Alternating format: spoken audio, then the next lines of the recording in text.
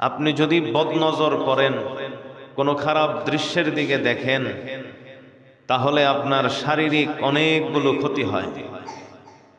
এর মধ্যে 8টা ক্ষতি আমি আপনাদের সামনে তুলে ধরছি। 1 নাম্বার ক্ষতি হলো আপনার মূত্রথলি দুর্বল হয়ে যাবে। আপনি যদি রেগুলার এরকম সব সময় বদনজর করেন, তাহলে পেশাবের যে থলে আছে, মূত্রথলে, এটা দুর্বল হয়ে যাবে, ঘন ঘন পেশাব আসে। 2 নাম্বার, যৌন শক্তি দুর্বল হয়ে যায়। কারণ মানুষের বীর্য তার পিঠে থাকে, পুরুষদের বীর্য তাদের পিঠে থাকে। আপনি যখন কোনো খারাপ দৃশ্যের দিকে বদনজর দিবেন, সাথে সাথে আপনার এই বীর্যটা পিঠ থেকে সরে এসে আপনার যৌনাঙ্গের অগ্রভাগে চলে আসবে, সামনের দিকে চলে আসবে। তখন এই বীর্য দেখা যাবে যে বেশি বদনজরের কারণে এটা জমা হয়ে আছে। এটা কখনো পেশাবের থলের মধ্যে চলে যায়, কখনো আবার এই বদনজরের কারণে থাকতে এরকম করতে করতে বীর্য পাতলা হয়ে যায়। আবার ওই যে ধাতুজনিত সমস্যা হয়, পায়খানা করতে গেলে একটু চাপ দিলেই তখন বীর্য বের হয়ে যায়, অথবা পেশাব করার আগে পরে বীর্য বের হয়। এই সমস্ত সমস্যাগুলোর অন্যতম কারণ হলো বদনজর। আর এগুলা যখন হবে, তখন যৌন দুর্বলতা সৃষ্টি হবে এবং বিবাহ করতে গেলে তখন সমস্যা হবে। এই জন্য বদনজরকে ছাড়তে হবে, না ছাড়লে এই সমস্যার মধ্যে আমাদের পড়তে হবে। 3 নাম্বার ক্ষতি, শারীরিক ক্ষতি। যদি আপনি খারাপ দৃশ্যের দিকে দৃষ্টিপাত করেন, তাহলে এগুলা যারা নিয়মিত করে তাদের জয়েন্টে জয়েন্টে ব্যথা হয়, কোমরে ব্যথা হয়। এগুলার একটা কারণ এটাও বদনজর। 4 নাম্বার ক্ষতি, শারীরিক ক্ষতি। বদনজর করলে, খারাপ দৃশ্যের প্রতি তাকাইলে মাথা ঘোরে, মাথা ঘোরার ব্যারাম হয়। মাঝে মাঝে মাথা চক্কর মারবে, মাঝে মাঝে মাথা দুর্বল রাখবে, দাঁড়াইলে পরে মাথা এরকম ঘুরবে, অথচ ডায়াবেটিস নাই, কিচ্ছু নাই, সব ঠিক আছে। এটার অন্যতম কারণ হলো বদনজর। 5 নাম্বার, রাগ বেড়ে যায়। যারা বদনজরে অভ্যস্ত হয়ে যায়, বদনজর করতে থাকে, তাদের গুসা, তাদের রাগ আগের চেয়ে অনেকাংশে বেড়ে যাবে। 6 নাম্বারে, ঘুম কমে যায়। বদনজর যারা করে ওইটার মধ্যেই লিপ্ত থাকবে সব সময়, এমনকি ঘুমাইতে গেলেও মোবাইলের মধ্যে ওই খারাপ দৃশ্যগুলো দেখার মনে প্রবল আকাঙ্ক্ষা থাকবে, সারা রাত ওইটার মধ্যেই লিপ্ত থাকবে, অথবা রাতের অধিকাংশ সময় ওই খারাপ দৃশ্য দেখার মধ্যেই লিপ্ত থাকবে। একটা দেখবে আরেকটা দেখতে মনে চাবে, একটা তার আরেকটার প্রতি আকর্ষণ করবে, এভাবে দেখতে দেখতে 1টা 2টা বেজে যায়, ঘুম কম হয়। এই জন্য অনেক যুবক আছে যারা রাত্রে ঠিক মতো ঘুমায় না, দিনের বেলা একদম ইচ্ছা মতো ঘুমায়। তো এই বিষয়গুলা বাবা মায়ের একটু খেয়াল রাখা দরকার। শুধু আদরের ছেলে বলে এইভাবে ছেড়ে দেওয়াটা ঠিক না, আস্তে আস্তে এরা ধ্বংসের দিকে চলে যায়। এজন্য সব বিষয়ের প্রতি খেয়াল রাখা দরকার। আগে কেমন চলছে, এখন কিভাবে চলে, আগে কোন হালতে ছিল, এখন কেমন, আগে সবার সাথে মিশতো, এখন মিশে না, এখন একা একা থাকতে ভালো লাগে। এই বিষয়গুলোকে খেয়াল করা এবং প্রবলেমটা কোথায়, সমস্যাটা কোথায়, এটা চিহ্নিত করা, সেটার সমাধান করা। তারপরে দেখেন ঘুম কমে যায় বললাম। এরপরে বদনজর করতে করতে এক সময় এমন হয় যে আপনার ইচ্ছা শক্তি যেটা আছে, এই ইচ্ছা শক্তির মধ্যে দুর্বলতা আসে। আপনি সংকল্প করতে গেলে সঠিকভাবে মজবুতির সাথে আপনি সংকল্প করতে পারেন না, ইচ্ছা করতে পারবেন না। বদনজর করতে করতে আস্তে আস্তে আপনার এই সংকল্পের মধ্যে ইচ্ছা, একটা কাজের আপনি যে ইচ্ছা করবেন, একটা বিষয়ের ইচ্ছা করবেন যে আজকে থেকে আমি পড়ালেখা করব, কালকে থেকে আমি ভালো হয়ে যাব, এই যে সংকল্পগুলো করা, এই যে ইচ্ছাগুলো করা, এটা বদনজরের কারণে এই ইচ্ছাটা মজবুত হয় না। যুবকরা যারা আছেন ভালো করে বুঝেন, বদনজরের কারণে এই সংকল্প আপনি স্থির করতে পারবেন না, মজবুত করতে পারবেন না। অনেক যুবক আসে, ভালো হয়ে যাবে, নিয়ত করে যে আগামীকাল থেকে ভালো হয়ে যাব, আগামীকাল থেকে পড়ালেখা করব, কিন্তু এই দিক দিয়ে যে মোবাইলে বা বাহিরে আমরা যে খারাপ দৃশ্যগুলো দেখতেছি, আমি সংকল্প করছি ঠিক, ইচ্ছা করছি, কিন্তু আমার এই ইচ্ছাটা মজবুত হচ্ছে না, শক্তিশালী হচ্ছে না। এর কারণ হলো আপনার বদনজর। আপনি বদনজর ছাড়েন, দেখবেন আপনার ইচ্ছা শক্তি মজবুত হবে, আপনার সংকল্প দৃঢ় হবে। আপনি একটা কাজের সংকল্প করলে, ইচ্ছা করলে সেটা আপনি করতে পারবেন। বদনজর করলে আপনার দিল শক্ত হয়ে যায়, মানুষের দিলগুলো শক্ত হয়ে যায় বদনজরের দ্বারা। তখন হুজুরদের ওয়াজ ভালো লাগে না, ওয়াজ করে শুনে কিন্তু আসর করে না। তারপরে কোরআন শরীফ পড়লে আসর হয় না, প্রভাব বিস্তার করে না। কেন করে না? সারা রাত সারা দিন আমি আসি শুধুমাত্র আজে বাজে দৃশ্য দেখার প্রতি মশগুল। বাহিরে গেলে পরনারীর প্রতি তাকানোর আমার এটাই কাজ, আর কোনো কাজ নাই। কয়টা নারী আজকে গেল, কে কত সুন্দর, এটা নিয়ে আবার বন্ধুরা একসাথে বসে আলোচনা করবে যে আজকে একটা দেখছিলাম খুব সুন্দর। যার কাজই এইটা, যে এটার মধ্যেই লিপ্ত থাকে, তার দিলে কি ওয়াজ নসিহত এগুলা ধরবে?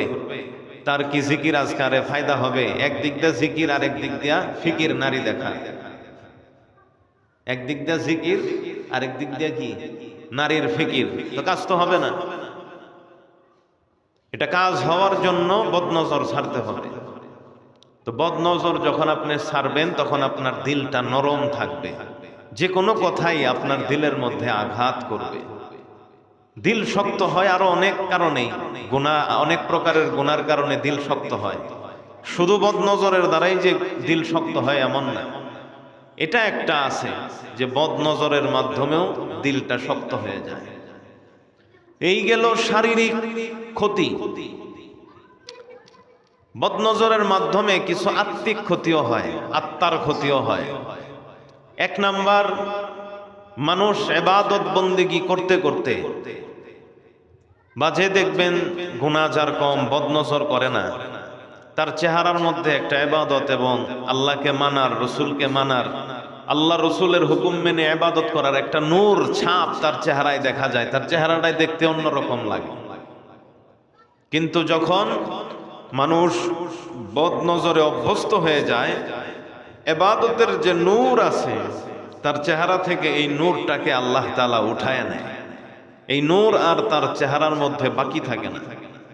দুই নাম্বার, বদনজর করার দ্বারা হেফজ শক্তি কমে যায়। এখানে যদি কেউ থাকেন হেফজখানার ছাত্ররা, বা মাদ্রাসায় পড়ুয়া যারা আছে, বা স্কুল কলেজে যারা পড়ি, পড়া মনে থাকে না, পড়া মুখস্থ করতে পারি না, এই সেই নানান অজুহাত, নানান প্রশ্ন, নানান অভিযোগ। কিন্তু এই অভিযোগের পিছনে আসল কারণটা কি? আমি যদি আমার বাড়িতে অধিকাংশ সময়টাই গেমস খেলার মধ্যে কাটাই, আমি যদি আমার বাড়িতে অধিকাংশ সময়টা ছবি, নাটক ইত্যাদি দেখার মধ্যেই কাটাইয়ে দেই, টিভি দেখি, কার্টুন দেখি, ওইখানে নাটক দেখি, ছবি দেখি, সিরিয়াল দেখি, বাপ মার সাথে একসাথে বসে তারপরে সিরিয়াল দেখলাম, অনেক সুন্দর দৃশ্য, তাই না? মানে বাবা মা সন্তান সব একসাথে এই নারী পুরুষের সাথে যে প্রেম করতেছে এটা দেখতেছে, অনেক সুন্দর দৃশ্য এটা, তাই না? আবার এই যে এই মেয়ে ছেলের সাথে প্রেম হয়েছে, অনেক সময় বিয়া হয়, বাসর রাত হবে, তারপরে আবার কি কিছু কিছু খারাপ দৃশ্যও আসে। এগুলা যে আমরা বাবা মা সন্তান একসাথে বসে দেখি, এটা খুবই সুন্দর একটা দৃশ্য। এটারে কিয়ামত পর্যন্ত বাকি রাখা উচিত, তাই না? কোন সভ্য ব্যক্তি এরকমটা করতে পারে না। যার ভিতরে জ্ঞান আছে ন্যূনতম, সে কখনো একসাথে বসে সন্তানদেরকে নিয়ে এটা করতে পারে না। তো এই বিষয়টার প্রতি একটু খেয়াল রাখা। গুনাহ তো করি আমরা, কিন্তু গুনার কোয়ালিটি যদি একদম সবকিছুকে ছাড়ায় যায়, আমার ভিতরে যদি লজ্জা, হায়া এগুলা কিছুই না থাকে, তাইলে কেমনে হবে? সন্তানদের সাথে একসাথে বসে গুনাহ করা এটা খুবই বাজে একটা দৃশ্য, খারাপ একটা দৃশ্য। এজন্য আল্লাহর রস্তে এটা বাদ দেন। আমি যে পথে থাকবো আমার সন্তানরাও ওই পথেই যাবে। আমি যদি মোবাইল না চালাই, মোবাইল ফেসবুকে এটা ওটা সেটা আমি যদি না দেখি, সন্তানদেরকে যদি আমি সময় দেই, আমার ঘরে যদি টিভি না থাকে, আমি যদি টিভি না থাকি, তাহলে আমার সন্তানও ওইভাবে গড়ে উঠবে। আর আমরা যদি ওইভাবে করি তাহলে এটা হবে না। এখন অনেক পুরুষ আছেন স্ত্রীদের কাছে ধরা খাওয়া, বয়ে চায় টিভি, না পাইরা এখন ঘরে একটা টিভি কিনা দিচ্ছেন। এটাও তো লজ্জা হওয়া উচিত যে আপনি কেন আপনার স্ত্রীর কাছে এরকম গোলাম হয়ে গেলেন। গুনার ক্ষেত্রে স্ত্রী তো আপনার কথা অনুযায়ী চলবে, এইভাবেই তো তাকে গইরা তুলতে হবে। আর এইটার মূল সমস্যা হলো বিয়া করার সময় আমরা আমাদের কুফুর সাথে কুফু মিলাই না। ভালো পরিবেশ, ভালো পরিবারে ভালো দেখে আমরা বিবাহ করি না। সমস্যাটা এই জায়গা থেকে শুরু হয়। হয়তো কেউ আছে প্রেম করে বিয়া করে, তো ওই জায়গায় প্রথমে ধরা খায়। আবার কেউ আছে খালি পছন্দ হয়েছে, বাস সৌন্দর্য দেখা এটার উপরেই পাগল। কিন্তু ফ্যামিলিটা কি, তার মা, তার নানি, তার ফুফুরা, তার দাদি, এরা কেমন, আগের মহিলারা যেমন হবে পরেরটা ওই রকমই হবে, এদেরই দেখে না। আবার যেই সমস্ত পরিবারে নারী নেতৃত্ব থাকে, ওই সমস্ত পরিবারে বিয়ে করলে শান্তি নাই। এই সমস্ত বিষয়গুলো একটু খেয়াল করতে হবে। তো বিবাহ নিয়ে তো আমি আলোচনা করছি আপনাদের সামনে অনেক আগে, মনে আছে কিনা জানি না। মেয়ে দেখতে গেলে কি কি দেখতে হবে এই বিষয়গুলো ওই সময় বলা হয়েছে। তা আমরা যদি ওইখান থেকে ঠিক করতে পারি তাহলেই আমার পরিবার সুন্দর হবে, আমার সন্তান মানুষ হবে, গড়ে উঠবে। এখন একটা ভুল হয়ে গেছে, ভুলটাকে আমরা শুধরানোর চেষ্টা করি। সংসার না ভাঙি, সংসার না ভাঙি, ভুলটাকে আমরা যেভাবেই হোক চেষ্টা প্রচেষ্টা করে বুঝিয়ে বুঝিয়ে আল্লাহ তাআলার কাছে দোয়া করে, কাকুতি মিনতি করে আল্লাহর কাছ থেকে কবুল করায় আনি। তারপরে এইদিকে স্ত্রীকে বুঝাইতে থাকি। ইনশাআল্লাহ এক সময় দেখবেন আল্লাহ তাআলা আপনাকে সফলতা দান করবে। কিন্তু আপনি যদি চেষ্টাই না করেন হবে কেমনে? আবার একটা কথা মনে রাখেন, আপনি চেষ্টা করবেন, আবার নিজের কিন্তু আগে ভালো হইতে হবে। এখন আপনি মোবাইল দেখলেন, বউরে কইলেন তুমি মোবাইল দেখবা না, তাহলে তো হবে না। আপনি ওই দিক দিয়া বাইরে পরনারী দেখেন, বউরে আয়সা বললেন যে আপনি টিভি দেখবেন না, তাহলে হবে না। আপনি সিগারেট খান, আপনি খারাপ মানুষের সাথে চলাফেরা করেন, আর এদিকে স্ত্রীরা আয়সা বকাঝকা করেন, তাহলে আপনার কথা কি সে মানবে নাকি? আগে নিজের সংশোধন হতে হবে। নিজের সংশোধন হয়ে যখন আপনি আপনার স্ত্রীকে বলবেন, তখন দেখবেন যে এটা আস্তে আস্তে আপনার কথার মধ্যেই একটা প্রভাব থাকবে। তখন আল্লাহ তাআলা দিয়ে দিবে, তখন দেখবেন যে এটা আস্তে আস্তে কাজ হচ্ছে। আর বেশি বেশি দোয়া করা, বেশি বেশি দোয়া করা, দোয়ার চেয়ে বড় ওষুধ কিছু নাই। এজন্য দোয়া সব সময় করতে থাকা, নিজের সংসার পরিবার নিজেদের জন্য, ইনশাআল্লাহ আল্লাহ তাআলা কামিয়াব করবেন। তারপরে দেখেন, আপনি যখন বেশি বেশি বদনজর করবেন, তখন আপনার আমলের যে একটা আগ্রহ, ইবাদত করার যে একটা আগ্রহ ছিল আগে, এটা কমে যাবে একদম। বেশি হইলে জিরোর পর্যায়ে চলে আসবে, তখন আর ইবাদত বন্দেগী করতে ভালো লাগবে না। ইবাদতের নূর চলে যাবে, ইবাদতের আগ্রহ চলে যাবে বদনজরের দ্বারা। চতুর্থ নাম্বার, বদনজর যদি আপনি লাগাতার এভাবে করেন, ওলামায়ে কেরাম বলেন আশঙ্কা আছে এই ব্যক্তির মৃত্যু খারাপ ভাবে হবে। গাড়িতে চাপা পড়া, বিভিন্ন খারাপ পরিস্থিতির মাধ্যমে তার মৃত্যু ঘটবে, অথবা মৃত্যুর সময় কালেমা নসিব নাও হতে পারে। বদনজর এত মারাত্মক জিনিস, এজন্য এটা থেকে আমরা বাঁচার চেষ্টা করব। বদনজর মানুষকে ঈমান হারাও করে ফেলে। বর্তমান যুগেও আপনারা জানেন, অনেকে প্রেম করে, নারী পুরুষের জন্য দেখা গেছে বিধর্ম হয়ে যায়, ধর্মকে ছেড়ে দেয়, পুরুষ মেয়ের জন্য ধর্মকে ছেড়ে দেয়। বহু ঘটনা আছে। এইরকমই একটা ঘটনা ঘটছিল মিশরে। এক ব্যক্তি মসজিদের পাশেই তার থাকার জায়গা ছিল। আগের যুগে তো মিনারের উপরে গিয়া আজান দিতে হইতো, মাইক তো ছিল না। মিনারের উপরে গিয়া এরকম চতুর্দিকে জানালা থাকে, ফাঁকা থাকে, তো ওইদিকে হাইয়া আলাস সালাহ বলার সময় জানালার এদিকে এসে এভাবে হাইয়া আলাস সালাহ বলে, আবার হাইয়া আলাল ফালাহ বলার সময় জানালার ওইদিকে গিয়ে এইভাবে একটু কাত হয়ে জানালার বাইরে দিয়ে হাইয়া আলাল ফালাহ বলতো। এইভাবে আজান দিত যাতে করে বাহিরে আওয়াজ যায়, মাইক সিস্টেম ছিল না। তো ওই মিশরের ওই মুয়াজ্জিন সাহেব আজান দিত রেগুলার, নামাজ পড়তো 5 ওয়াক্ত সব। একদিন আজান দেওয়ার জন্য মিনারার উঁচু স্থানে উঠে আজান দিতে গিয়া যখন আল্লাহু আকবার বলে, অমনেই তার দৃষ্টি পাশের বাড়ির খ্রিস্টানের মেয়ের প্রতি পড়ে যায়। কত সুন্দর চেহারা, সুশ্রী চেহারার অধিকারী ছিল ওই মেয়ে। মুয়াজ্জিন সাহেবের চোখের দৃষ্টি পড়ার সাথে পাগল হয়ে যায়, দৌড়ায়া চলে গেছে বাড়ির ভিতর ওই মেয়েকে পাওয়ার জন্য। তখন ওই মেয়েটা বলে, কি ব্যাপার, আপনি তো মসজিদে আজান দেন, আজান দেওয়া বাদ দিয়ে আমার ঘরে কেন?